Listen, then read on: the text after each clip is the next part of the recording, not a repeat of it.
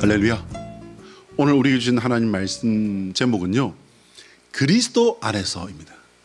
그리스도 안에서. 자, 우리도 헬라어 한번 해볼까요? 한번 따라합니다. 엔 그리스도.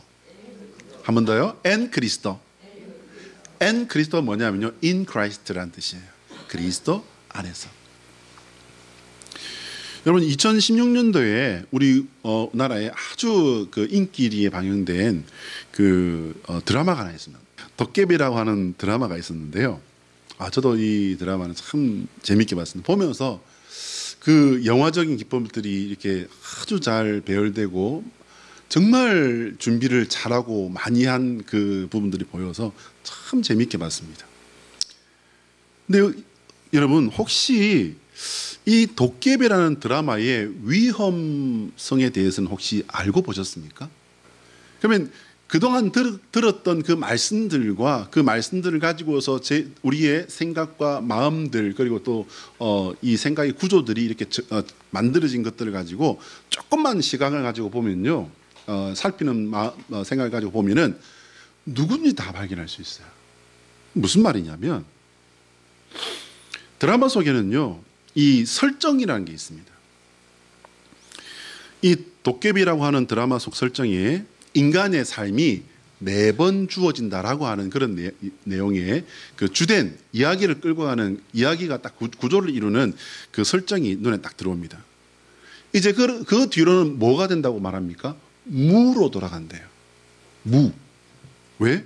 원래 무의 상태에서 왔으니까. 여기서부터 이제 모든 모순이 그냥 막 이제 만들어지기 시작합니다. 이 드라마의 주인공인 도깨비는요, 천년 전에 한 나라의 장군이었습니다. 황제를 위협하는 그런 장군. 여기 보면요, 사울과 다윗의 그런 어떤 그 모습까지도 보입니다. 이제 천년 동안 도깨비로 살아온 주인공의 소원은 뭐냐면, 그 칼의 저주에서 풀려나서 무로 돌아가는 거예요. 이 드라마를 보면서 과연 이 드라마 작가는 어떤 근거로 이런 설정들을 만들었을까? 어디에서 듣고 이런 것들을 갖다가 이렇게 배열하고 나열하고 구조화시켜서 이런 이야기들을 만들었을까? 그냥 개인적인 상상의 나라를 펼친 것일까? 별별 생각들을 저는 다 해보게 되었습니다. 여러분, 여기서 주된 그 구조를 가지고 있는 게 뭡니까, 여러분? 뭐냐면요, 불교적인 윤회설이에요. 윤회설. 네 번의 삶을 여러분 이제 새롭게 하고 새롭게 하는데 어떤 과정이 필수적으로 들어가게 되냐면요, 이제 그 저승사자를 만나는 그 자리에서 뭘 마시게 되죠? 한 잔의 차를 마시게 됩니다. 차를 마시게 되면은 거기서 이제 뭐가 됩니까? 이승에서의 모든 기억은 다 지우고 가게 되는 거예요. 거기서 이제 뭐 또 이게 모순이 되는 거예요. 그러면 심판은 뭐가 되고 천국과 지옥은 또 뭐가 됩니까? 신학을 전공한 한 사람으로서 이 모든 내용을 볼 때 불교, 무속신앙, 완전히 짬뽕이 되어 있는 것들을 보게 됩니다. 또 어떤 부분에서는 심지어는 기독교적인 그런 냄새마저 살짝 나는 그런 부분도 있었습니다. 항상 우리가 조심해야 될 게 뭐냐면요, 자, 한번 따라할까요? 짬뽕을 조심합시다. 먹는 짬뽕은 참 좋아요. 맛있잖아요, 그죠? 근데 사실은 이 문화적인 짬뽕은요, 굉장히 위험한 겁니다.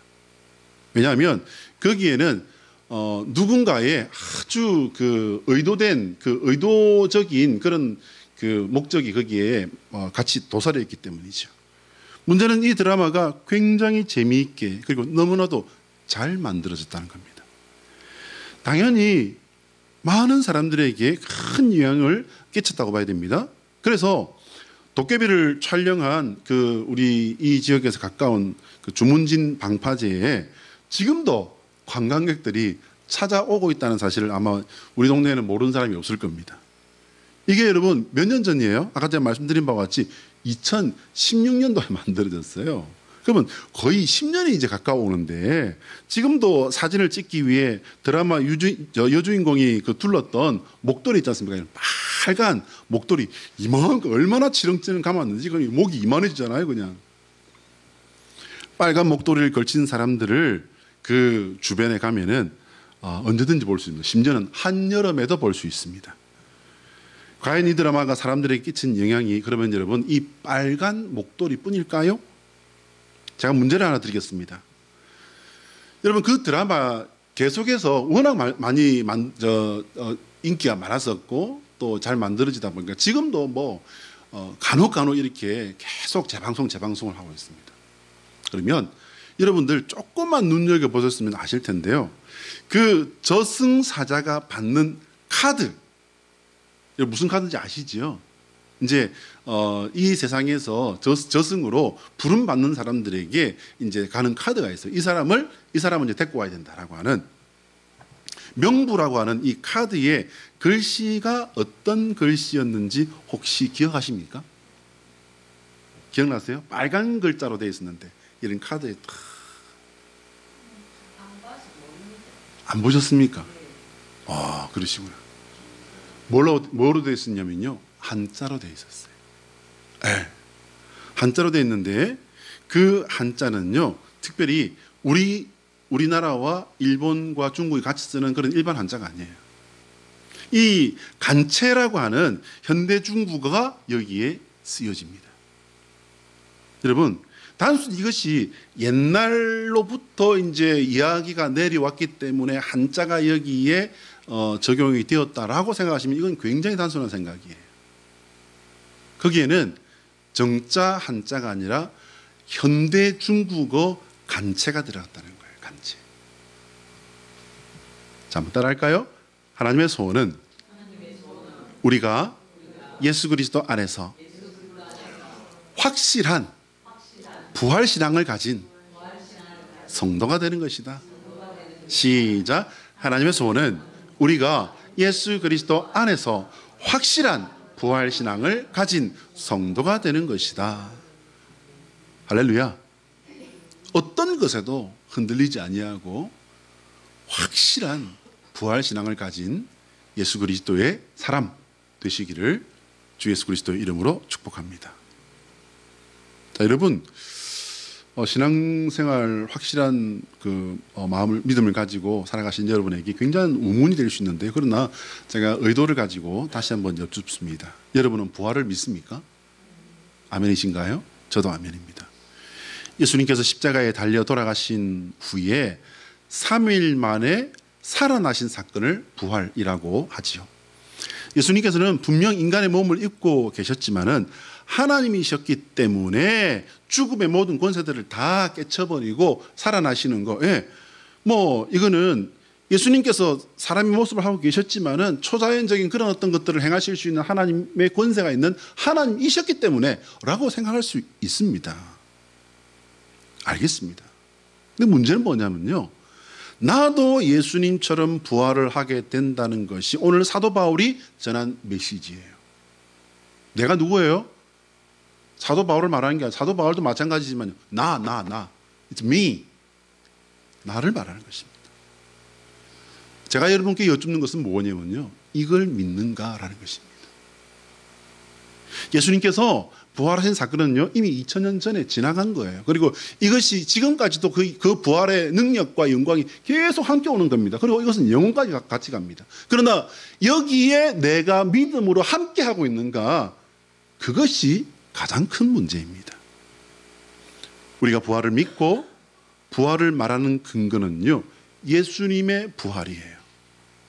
예수님께서 부활하시지 않았다면 예수님의 그 부활이 오늘까지도 능력이 나와도 함께 하시며 나에게도 오지 않았다면 여러분 이거는 아무 문제가 아니에요. 들을 필요도 없고 말할 필요도 없는 것입니다. 가장 먼저 1차적으로 이것이 나를 위한 하나님의 역사임을 결단코 놓치지 않는 내가 되기를 예수 그리스도의 이름으로 당부드립니다. 예수님께서 부활하셨기 때문에 우리도 나도 부활한다는 것은요, 단순한 희망사항이 아니에요. 하나님께서 우리에게 부활에 대한 믿음을 갖기를 원하시는 겁니다. 하나님께서 우리를 부활의 첫 열매이신 예수 그리스도처럼 부활시키실 것이기 때문에 여러분 하나님께서 그 몇천 년 동안을 왜 뜸을 들이셨겠습니까? 그렇게. 그리고 지금 그 사건이 있고 나서 지금까지도 2000년이라는 시간이 더 흘렀는데 하나님께서 왜 역사 속에서 진실한 신앙, 그 복음과 함께 우리가 믿기를 원하시는 것, 그게 뭡니까 여러분? 부활이요, 부활. 부활입니다. 모든 역사의 그 정중앙에 십자가가 있는 것처럼 십자가 복음의 정중앙에 십자가가 왜 있습니까 여러분? 죽음 때문에 있습니까? 여러분 하나님이 죽으라고 죄의 그 정죄와 죄의 심판에 하나님의 소원이 있다고 했습니까? 아니요. 하나님의 소원은 우리의 부활에 있는 줄 믿으시기 바랍니다. 할렐루야. 그렇습니다 여러분. 오늘 사도 바울은요, 우리가 부활에 대한 소망이 없으면 우리는 모든 사람들 가운데 가장 불쌍한 사람이다 라고 오늘 떼고 있습니다. 여러분 가장 불쌍한 사람이라고요? 이 말씀은 조금만 생각해 보면 상당히 강력하고 설득력 있는 역설적인 설명이에요. 생각해 보시기 바랍니다. 성도는요, 있지도 않은 부활과 심판 그리고 영원한 천국을 믿으면서 참아야 하고 거룩함을 위해서 깨끗한 삶을 살아야 돼요. 남들 다 하는 거 안 하려고 애를 써야 되고, 남들은 해도 되는 거 그거 하지 않기 위해서 나 자신과 싸우고, 또한 성도는 하나님을 의식하며 살아야 되기 때문에 하나님을 믿지 않는 사람들과는 비교도 할 수 없는 불편한 삶을 이렇게 살아왔고 살고 있고 살아갈 것이라는 겁니다. 할렐루야. 이 모든 것이 부활과 심판이 없다면 우리는요, 세상에서 가장 불쌍한 사람이라는 겁니다. 이 말씀은 사도 바울 자신이 부활과 재림, 심판에 대한 확실한 믿음이 있기 때문에 맞나 틀리나 당신들 한번 봐봐, 보라니까 라고 하는 듯합니다. 본문의 사도 바울은요, 그러나 모든 의심과 이제 우리의 염려를 한꺼번에 꽉 뒤집어버리는 그 말을 이 그러나 하나에 딱 걸어가지고 해내버립니다. 우리 20절 말씀 같이 한번 읽어볼까요? 자, 시작. 그러나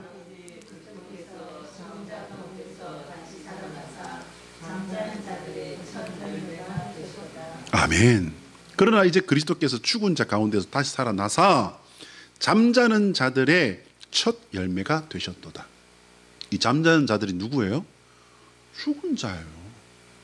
근데 이 왜 죽은 자를 잠자는 자로 얘기합니까? 믿음 가운데 잠든 자. 우리의 죽음도 마찬가지예요, 여러분. 분명히 죽었다는데 예수님께서 뭐라고 하셨습니까? 잔다라고 말씀하셨습니다.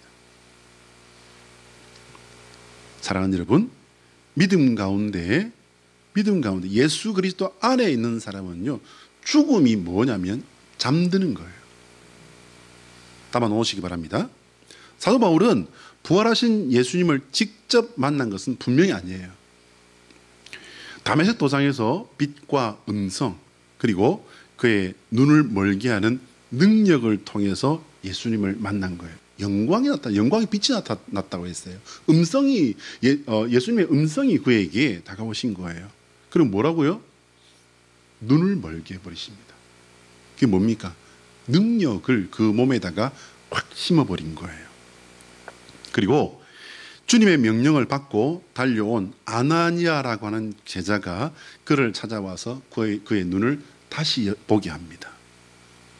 결론적으로 사도 바울은요, 예수님의 부활체를 본 것은 아니지만 그가 당한 강력한 사실, 그 사실을 통해서 부활하신 예수님을 만난 겁니다. 그리고 그는 이후에 예수님의 제자들과 함께 하면서 많은 증언들을 들었을 것이라고. 여러분, 이건 뭐 당연한 얘기가 아니겠습니까? 예수님과 함께 했던 공생애와 십자가와 죽음과 그리고 부활하신 사건과 그 후에 예수님과 함께 했던 40일간의 그 모든 이야기들, 모든 상황들, 모든 것들, 성경에 기록되지 않은 것들까지 다 듣지 않았겠습니까? 예수님께서는 왜 이런 사도 바울을 직제자들보다 더 큰, 어떻게 보면요, 더 크다 볼 수 있어요. 더 큰 혹은 더 많은 사역들을 맡기셨을까? 여러분, 12 사도의 그 죽음은요, 들어보면은 정말 끔찍해요. 그 죽음들을 통해서 예수님께서는 그 나라를 바꾸고 인류의 역사를 바꿔놓으셨습니다. 할렐루야. 그런데 그들은 그렇게 그냥 다 소진되어 버리고 사라져 버린 것처럼 그렇게 보였지만, 그러나 하나님께서는 그들의 삶을 통해서 인류 역사를 바꾸는 일들에 다 쓰셨습니다. 그런데 여러분, 다 따져보면 지금 오늘날 이 역사들, 2000년의 그 기독교 역사, 그리고 기독교 역사를 중심으로 한 인류 역사를 다 본다면요, 여러분 이 예수님의 제자들 중에서 가장 크게 쓰임 받았다고 할 수 있는 사람이 누굴까요? 사도 바울이라고 할 수밖에 없지 않을까요, 여러분? 그러면 왜 예수님은 사도 바울이라는 사람을 이렇게 썼을까요? 예수님의 12 제자 중에도 그래도 좀 먹물개나 먹었던 사람도 있었고, 좀 주판까지 튕길 줄 아는 사람도 있었는데 왜 사도 바울을 이렇게 쓰셨을까? 아니면 사도 바울이라는 사람도 그때 분명히 나이가 좀 젊었을지라도 있었는데 불러서 아예 그냥 물들기 전에 예수님의 직제자로 부르셔가지고서 좀 훈련시켜가지고 직접 눈으로 본 것부터 시작해서 가르쳤으면 더 확실하지 않았을까요? 왜 그런데 이렇게 예수님은 사도 바울이 보지도 못했는데 이렇게 엄청난 더 큰 사역들을 감당하게 하셨을까? 신약성경이 27권입니다. 그 27권 중에서 자그마치 13권을 사도 바울이 쓰게 하셨고, 기독교 신학의 뿌리와 교리의 뼈대들을 만든 것이 바로 이 사도 바울이에요. 이것은 개신교, 로만 가톨릭, 그리고 그리스 정교회, 개신교가 되었건 로만 가톨릭이 되었건 정교회가 되었건 그 모든 신학의 뿌리들은 뭐예요, 여러분? 성경에 있는 이 성경의 내용들, 사도 바울이 놓은 거예요. 모든 기독교 역사의 공통된 뿌리입니다. 그것이 사도 바울이 한 사역과 학문적인 공헌입니다. 하나님께서는 왜 이렇게 부활을 직접 못 본 사람부터 쓰셨을까? 이것은 저의 개인적인 아주 오래된 숙제였습니다. 지금 제가 가지고 있는 대답이 있어요. 이게 뭐냐면요, 요한복음 20장 29절의 말씀 같이 한번 볼까요? 시작. 예수께서 이르시되 너는 나를 본구로 믿느냐? 보지 못하고 믿는 자들은 복되도다 하시니라. 할렐루야. 너는 나를 본구로 믿느냐? 보지 못하고 믿는 자들은 복되도다. 여러분, 이 말씀이 칭찬으로 들리십니까? 아니면 책망으로 들리십니까? 누가 봐도 이건 책망이라고 할 수밖에 없어요. 공평하신 하나님께서 모든 세대의 성도들에게 믿음의 원칙을 이 사건을 통해서 제시하고 있다는 사실을 여러분 찾아내시기를 예수 그리스도의 이름으로 축복합니다. 예수님 이후 모든 성도가 이렇게 하나님을 만나기 때문에 사도 바울부터 하나님께서는 이미 시작하신 겁니다. 요한복음 20장 29절 우리가 읽었는데요, 예수님의 부활에 대해 극구 부인하던 도마가 부활하신 예수님을 뵙고 믿음을 고백하자 예수님께서 하신 말씀이에요. 우리는 믿음으로 하나님께서 의롭다 하시는 그 인정을 받는 사람들입니다. 오늘 우리의 믿음이 바로 그런 믿음이에요. 보지 못하고 믿는 것은 믿음이지만 보고 나서 믿는 것은 확인이에요, 여러분. 하나님은 우리에게 믿음을 가지라 말씀하십니다. 한번 따라할까요? 예수 그리스도의 십자가는 나를 위해 준비하신 부활의 시작이다. 시작. 예수 그리스도의 십자가는 나를 위해 준비하신 부활의 시작이다. 할렐루야. 누구를 위한 부활이죠? 누구의 부활이죠? 할렐루야. 드라마 도깨비를 보고 돈 들여 시간 들여 중국에서 동남아에서 혹보다 훨씬 더 먼 나라에서 주문진 바닷가까지 찾아오는 사람들의 심리는 여러분 과연 무엇일까요? 믿음일까요? 기대일까요? 그냥 환상일까요? 혹은 호기심일까요? 전도를 하거나 복음을 전해본 사람들이요, 공통적으로 한 번쯤은 들었을 질문이 있습니다. 바로 부활에 관한 것입니다. 예수님께서 살아나신 부활과 사도신경에 쓰여 있는 부활은 나는 못 믿겠다는 거예요. 저는 사실은 죽음의 바로 직전에 놓인 분이 그 부분을 나는 못 믿겠다고 딱 입을 닫아버리는 분 제가 본 적이 있습니다. 정말 안타까웠습니다. 제가 이거는 그래도 지금은 내가 믿지는 못하겠지만 그래도 믿어야 되겠다라고만 생각하셔도 아멘 하셔도 됩니다. 이러시더라고요. 그래요.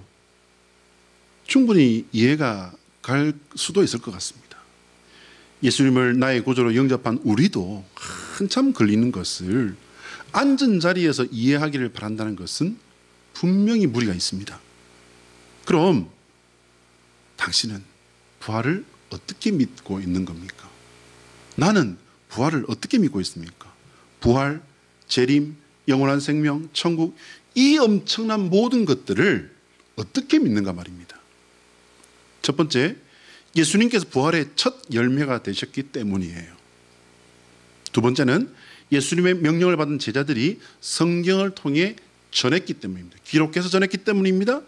세 번째, 성령 하나님께서 오늘도 우리의 삶 속에 역사하시며 이해시키시고 기억나게 하시고 믿게 하시고 생각나게 하시고 결정하게 하시고 걸어가게 하시는 능력이 되어주시기 때문에 믿는 것입니다. 사도 바울에게 믿음을 주신 예수님의 방법을 하나님께서는 오늘 우리에게도 사용하십니다. 문제는요, 우리가 예수 그리스도 안에 있을 때만 하나님께서 이 작업을 해 주실 수 있다라는 것입니다. 드라마 도깨비가 위험한 이유는요, 짬뽕 윤회, 짬뽕 구원이라는 사실을 제가 말씀드렸습니다. 사람들은 드라마의 윤회에 눈물을 흘립니다. 윤회하는 그 상황에서 내 사랑하는 사람을 잊지 않기 위해서 그의 유품 다이어리에다가 수첩에다가 적어놨다가 뒤에 그걸 보고서 그 기억을 찾고 하는 그런 장면들을 보면서 사람들은 눈물을 흘리지요. 그러나 예수님께서 먼저 이르시고 너도 나처럼 부활하는 나의 백성이 되어라 전하는 그 말씀에는 사람이 무슨 도대체 어떻게 부활한다는 거야 라면서 그냥 밀어내버립니다. 짬뽕 윤회, 짬뽕 구원의 가장 위험한 점은요, 진짜 구원과 부활을 인간적인 감동이나 인간적인 이해로 가려버리는 것입니다. 온갖 화려함과 코믹스러움과 매력적인 것들로 잘 차려서 진짜를 가려버리고 자신이 원하는 것을 그 자리에 대신해서 집어넣어버리는 것. 그래서 이것이 정말 위험한 겁니다. 그 중에는요, 아까 제가 말씀드린 중국의 현대어 간체, 이것을 철저하게 의도적으로 거기에 넣었다는 사실도 함께 들어간 거예요. 이 섬뜩한 사실의 무서움이 여러분 느껴지십니까? 이 모든 세상의 음흉한 도발을 알고 있었기 때문에 사도 베드로는 우리에게 이와 같이 경고합니다. 베드로전서 5장 8절 9절 같이 읽습니다. 시작. 근신하라 깨어라 너희 대적 마귀가 우는 사자같이 두루다니며 삼킬 자를 찾나니 너희는 믿음을 굳건하게 하여 그를 대적하라. 이는 세상에 있는 너희 형제들도 동일한 고난을 당하는 줄을 알미라. 할렐루야. 예수 그리스도 안에 영원히 거함으로 예수 그리스도의 십자가의 사랑이 우리를 지키도록 하나님께 기회를 드리는 성도 되시기를 예수 그리스도의 이름으로 축복합니다.